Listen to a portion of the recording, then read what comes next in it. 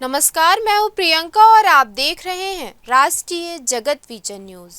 छत्तीसगढ़ के सूरजपुर जिले से एक ऐसी तस्वीर सामने आई है जो सिस्टम की अनदेखी और ग्रामीणों की मजबूरी को साफ उजागर करती है। भयाथान ब्लॉक के बस्कर पंचायत में लगातार हो रही बारिश से नदी नालों का जलस्तर बढ़ चुका है, लेकिन यहाँ की सबसे बड़ी समस्या है पुल का ना होना।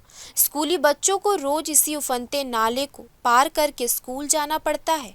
उनके साथ उनके अभिभावक जान जोखिम में डालकर उन्हें स्कूल पहुंचा रहे हैं। इस क्षेत्र में नाले पर पुल नहीं होने के कारण बरसात में स्थिति और भी विकराल हो जाती है। तेज बहाव में पैर फिसलने का डर हमेशा बना रहता है। बच्चों की पढ़ाई अब उनकी जिंदगी से बड़ी चुनौती बन गई है।